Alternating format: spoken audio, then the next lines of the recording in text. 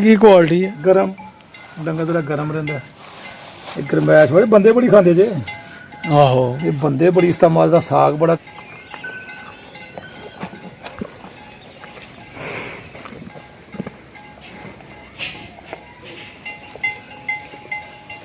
ये मझां वास्ते भी बेहतर है ते गाइयां वास्ते गाइयां वास्ते बकरियां वास्ते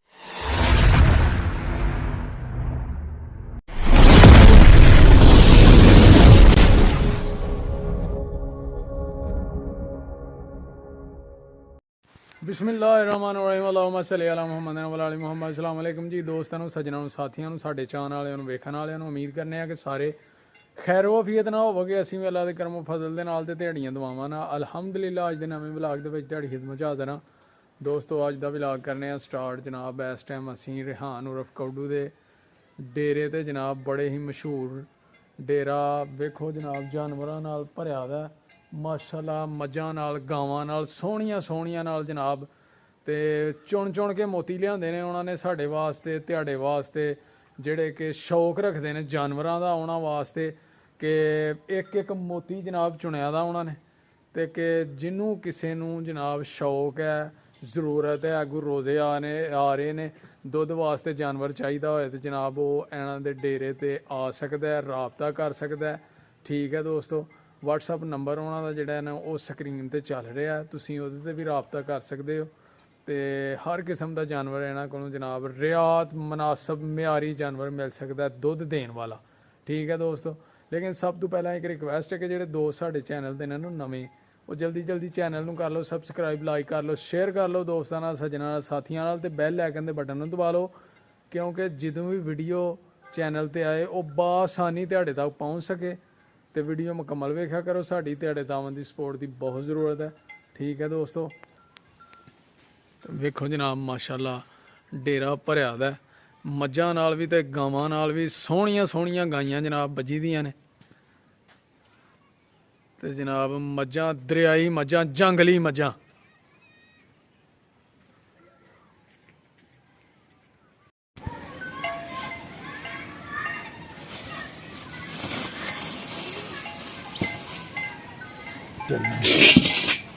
सर्दी फिर हो गई है स्टार्ट। आ जरा मजा मंडी जाना होंदा सफर करना होंदा गरम रहिंदियां सर ਤੁਹਾਨੂੰ ਪਤਾ ਹੈ आहो ਠੰਡ ਵਿੱਚ ਡੰਗਰ ਫਿਰ ਬਹਿ ਜਾਂਦਾ ਉਹ ਤੇ ਠੰਡ ਖਾ ਜਾਂਦਾ। ज़ाहिर है जी हवा हबू लगती है। ਹਾਂਜੀ ਟਰੱਕਾਂ ਦੀ ਹਵਾ ਤੁਹਾਨੂੰ ਪਤਾ ਬੜੀ ਜ਼ਾਲਮ ਹੁੰਦੀ ਹੈ। ये जो ट्रक च पाते ने उत्ते तरपाल तरपूल ਹਾਂਜੀ हीट रे पूरी ਬਿਲਕੁਲ ਟਰੱਕ ਦੇ ਵਿੱਚ ਵੀ ਬਹਿ ਪਤਾ ਚਾਦਰ ਲੈਣ ਦਿਲ ਨਹੀਂ ਕਰਦਾ, ਬੰਦੇ ਦਾ ਨਹੀਂ ਚਾਦਰ ਲੈਣ ਦਿਲ ਨਹੀਂ ਕਰਦਾ। सही ਉਹ ਸਾਡੇ ਬੰਦੇ ਵੀ ਤਾਂ ਜਾ ਕੇ ਤੇ ਗੱਲਾਂ चाचा भला भी नाल ही है। ਚਾਚਾ ਹੈ ਨਹੀਂ ਨਵੀਰ ਮੇਰੇ ਹਿਸਾਬ ਨਾਲ ਇਕੱਲੇ ਹੀ ਜ਼ਿਆਦਾ। ਤੂੰ ਕੀ ਖਾਣਾ ਹੈ? ਲੈ ਫੜ ਭਰਾ ਖਾ ਲੈ।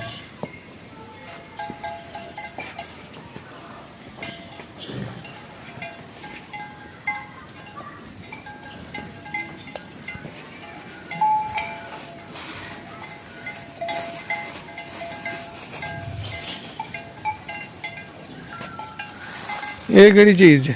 ਲਿਆ ਲਿਓ ਇਹਦੀ ਕੀ ਕੁਆਲਿਟੀ ਹੈ? ਗਰਮ ਡੰਗਰ ਤੇਰਾ ਗਰਮ ਰਹਿੰਦਾ ਹੈ।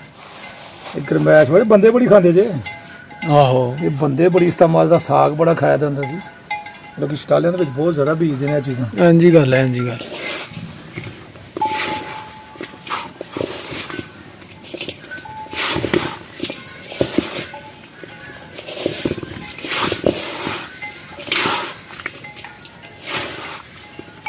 ਇਹ ਬਸ ਗਰਮ ਹੀ ਰੱਖਦੀ ਆ ਹੋਰ ਕੋਈ ਕੁਆਲਿਟੀ ਬਸ ਨਹੀਂ। ਤਾਕਤ ਤੁਕ ਦੇਗੀ ਜਿਹੜਾ ਡੰਗਰਾਂ ਨੂੰ ਦੁੱਧ ਵਾਸਤੇ ਬੜਾ ਮਫੀਦ ਚੀਜ਼ ਹੈ। ਦੁੱਧ ਵੀ ਜ਼ਿਆਦਾ ਦਿੰਦਾ ਜਾਨਵਰ। ਇਹਨਾਂ ਦੇ ਡੰਗਰ ਕਾਮਯਾਬ ਹੋ ਜਾਂਦਾ, ਪੱਠੇ ਪੁੱਠੇ ਚੰਗੇ ਚੁੱਕਦਾ।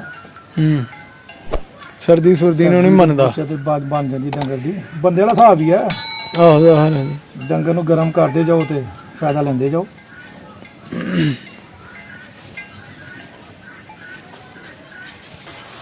ਇਹ ਕਿਹੜੀ ਚੀਜ਼ ਹੈ ਜੀ? ਇਹ ਸੋਏ ਇਹਦੀ ਕੀ ਖੂਬੀ ਹੈ? ਇਹ ਵੀ ਗਰਮੈਸ਼ ਵਾਸਤੇ ਜੀ ਬੜਾ ਮੇਦਾ ਮੁੱਦਾ ਵੀ ਸੈੱਟ ਕਰ ਦੇਗਾ। ਮੇਦਾ ਸੈੱਟ ਕਰ ਦੇਗਾ ਜਿਹੜਾ ਡੰਗਰ ਚ ਗੋਇਆ ਅਗਰ ਨਰਮ ਕਰ ਦੇਣਾ ਜਰਾ ਸਖਤ ਕਰ ਦੇਗਾ।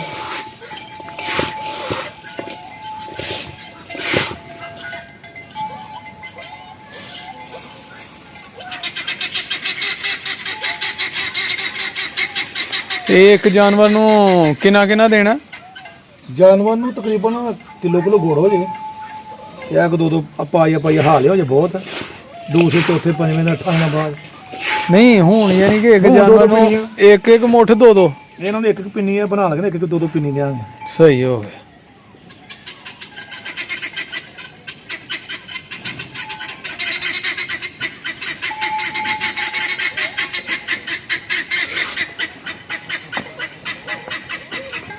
ਘਰ ਨਹੀਂ ਜਾਈਨੋ ਖਾਈਏ ਜੇ ਖਾ ਗਈ ਬਸ। ਘਰ ਕੀ ਹੋ ਗਿਆ?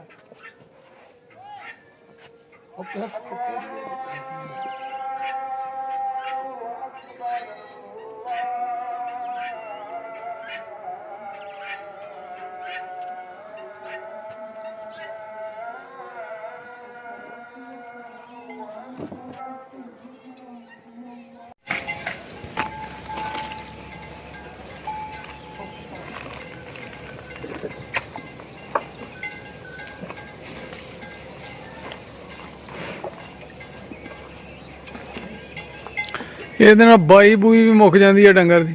ਮੈਂ ਕਹਿੰਦਾ ਟੋਟਲ ਡੰਗਰ ਫਿੱਟ। ਇਹ ਦੇਖੋ ਕੋਈ ਹੈ ਮੂੰਹ ਚ ਪਾਣੀ ਆਣ ਡਿਆ ਤੇ। ਆ ਜਿਹੜਾ ਮੂੰਹ ਚੋਂ ਪਾਣੀ ਵਗਦਾ ਰਹਿੰਦਾ ਹੈ। ਹਾਂਜੀ ਕੈਮ ਹੋ ਜਾਏਗਾ ਡੰਗਰ ਕੇ, ਪੱਠੇ ਵੀ ਰੱਜ ਕੇ ਖਾਏਗਾ, ਕੈਮ ਹੋ ਜਾਏਗਾ ਡੰਗਰ। ਸਹੀ। ਆ ਵੇਖੋ ਤੁਹਾਡੇ ਸਾਹਮਣੇ ਕੋਈ ਡੰਗਰ ਵੇਖ ਲਓ, ਕੋਈ ਮੂੰਹ ਚ ਹੈ ਕੋਈ ਮਸਾਲਾ, ਕਿਤੇ ਪਾਣੀ ਜਾਂ ਬਾਈ ਬਾਦੀ ਨਾਲ ਕੋਈ ਚੱਕਰ। ਡੰਗਰ ਕੈਮ ਰੱਖੇ ਨੇ। ਇਹ ਉਤੋਂ ਮਸਾਲਾ। ਹਾਂਜੀ ਮਸਾਲਾ ਕਿਹੜਾ ਹੈ? ਕੀ ਇਹਦੇ ਵਿੱਚ? ਮਸਾਲਾ ਕਾਲਾ ਲੂਣ ਹੁੰਦਾ ਜਿਹਦੇ ਵਿੱਚ ਤੁਮਾ ਵਿੱਚ ਪਨੀਰ ਵਗੈਰਾ ਮਿਕਸ ਕੀਤਾ ਹੁੰਦਾ, ਬਣਿਆ ਬਣਾਇਆ ਮਿਲ ਜਾਂਦਾ ਅੱਜ ਕੱਲ੍ਹ ਤੇ ਬਾਜ਼ਾਰਾਂ 'ਚ। ਸਹੀ। ਇਹ ਔਖੀ ਲੈਂਦੀ ਆ? ਔਖੀ ਨਹੀਂ ਲੈਂਦੀ, ਉਹਦਾ ਕੱਲਾ ਨਾ ਫੜਾਉਣ ਵਾਲਾ ਕੋਈ ਨਹੀਂ।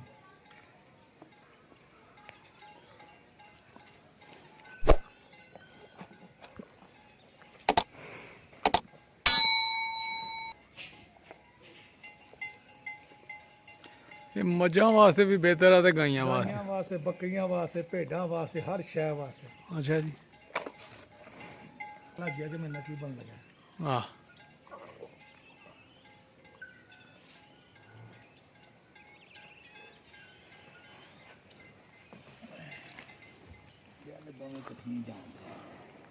ਇਹ ਸਕੂਨ ਨਾਲ ਹੀ ਖਾ ਲੈਂਦੀ ਹੈ।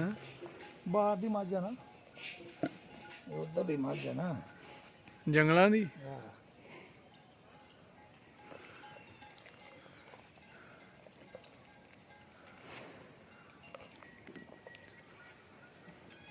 ਅੱਛਾ ਕਿੰਨੇ ਦਿਨਾਂ ਬਾਅਦ ਮਸਾਲਾ ਦੇਣਾ ਚਾਹੀਦਾ ਜੀ? 8 ਦਿਨ ਬਾਅਦ।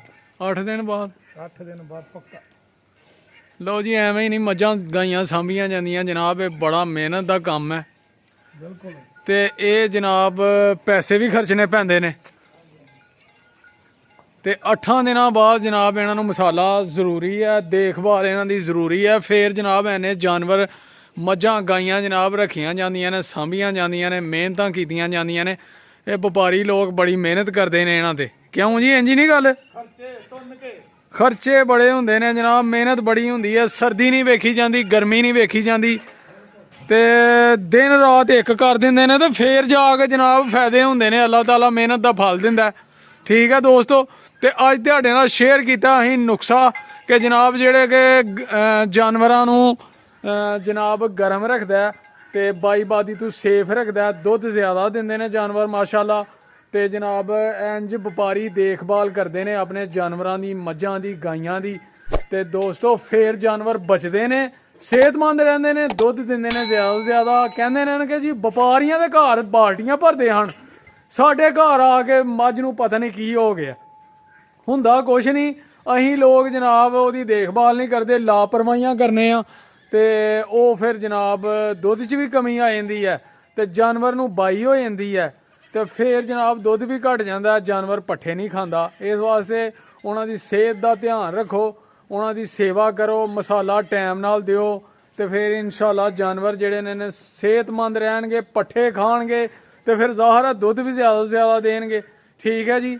ਤੇ ਅੱਜ ਜਨਾਬ ਅੱਜ ਦੀ ਵੀਡੀਓ ਇੱਥੇ ਹੀ ਐਂਡ ਕਰਨੇ ਆ। ਉਮੀਦ ਕਰਨੇ ਆ ਤੁਹਾਨੂੰ ਜ਼ਰੂਰ ਪਸੰਦ ਆਈ ਹੋਏਗੀ। ਇਹ ਨੁਕਸਾ ਜਨਾਬ ਤੁਸੀਂ ਵੀ ਇਸਤੇਮਾਲ ਕਰੋ, ਆਪਣੇ ਜਾਨਵਰਾਂ ਨੂੰ ਸਿਹਤਮੰਦ ਬਣਾਓ, ਤੇ ਜਨਾਬ ਦੁੱਧ ਜ਼ਿਆਦਾ ਤੋਂ ਜ਼ਿਆਦਾ ਲਵੋ ਉਹਨਾਂ ਕੋਲੋਂ। ਠੀਕ ਹੈ ਦੋਸਤੋ, ਤੇ ਇਹੋ ਜਿਹੀਆਂ ਵੀਡੀਓ ਵੇਖਣ ਵਾਸਤੇ ਸਾਡੇ ਚੈਨਲ ਨੂੰ ਸਪੋਰਟ ਕਰੋ, ਤਾਮਨ ਕਰੋ, ਵੀਡੀਓ ਡੇਲੀ ਵੇਖਿਆ ਕਰੋ ਸਾਡੀ। ਠੀਕ ਹੈ ਜੀ, ਫੇਰ ਮਿਲਾਂਗੇ ਇਨਸ਼ਾਅੱਲਾ ਇੱਕ ਨਵੀਂ ਵੀਡੀਓ ਦੇ ਨਾਲ। ਉਦੋਂ ਤੱਕ ਸਾਨੂੰ ਦਿਓ ਇਜਾਜ਼ਤ, ਫੇਰ ਮਿਲਾਂਗੇ ਇਨਸ਼ਾਅੱਲਾ। ਆਪਣਾ ਤੇ ਆਪਣੇ ਪਿਆਰਿਆਂ ਦਾ ਰੱਖਣਾ ਖਿਆਲ, ਮਾਂ-ਬਾਪ ਦੀ ਕਰਨੀ ਹੈ ਸੇਵਾ, ਨਮਾਜ਼ ਜ਼ਰੂਰ ਪੜ੍ਹਨੀ ਹੈ, ਸਾਨੂੰ ਰੱਖਣਾ ਦੁਆਵਾਂ 'ਚ ਯਾਦ। ਓਕੇ ਫਿਰ, ਅੱਲਾ ਹਾਫਿਜ਼, ਸਲਾਮ ਅਲੈਕਮ।